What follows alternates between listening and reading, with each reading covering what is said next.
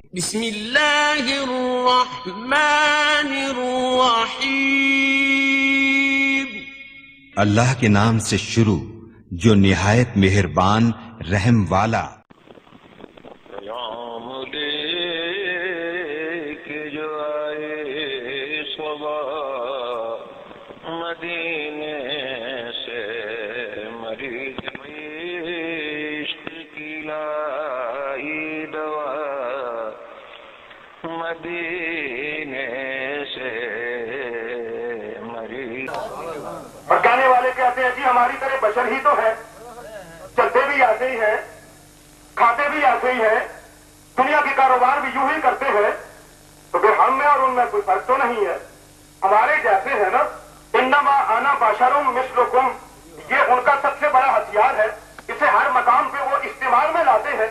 ہمارے خلاف جو محاذ ہے نا، اس محاذ میں یہ ہتھیار ہی سب سے بڑا ہتھیار ہے جو استعمال کیا جاتا ہے کہ قرآن تو کہہ رہا ہے انما انا بشر مثلکم، حضور نے خود فرما دیا کہ میں تمہارے جیسا ایک بشر ہوں، تو پھر کیا وجہ ہے کہ ہم حضور کو اگر اپنی مثل کہیں تو پھر تم ناراض کیوں ہوتے ہو؟ ہم کہتے ہیں نادانو، کبھی یہ بھی تم نے سوچا ہے کہ پروردگار عالم نے اپنے محبوب سے یہ اعلان کرایا کیوں ہے؟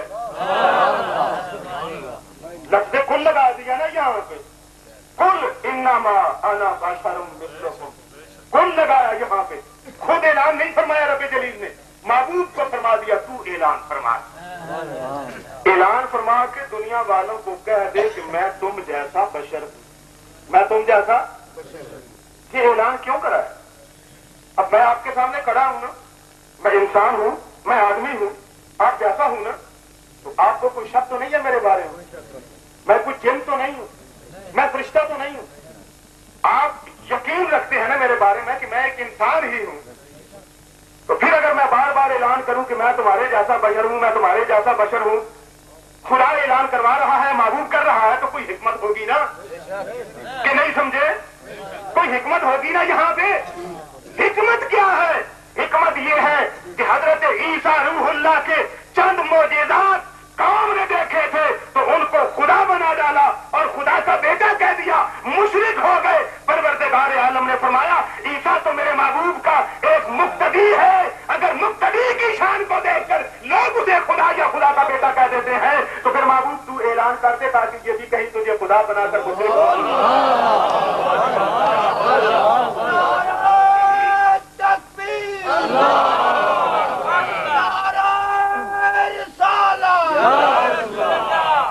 شہنشاہ مدینہ الصلاۃ والسلام، شہنشاہ مدینہ الصلاۃ والسلام۔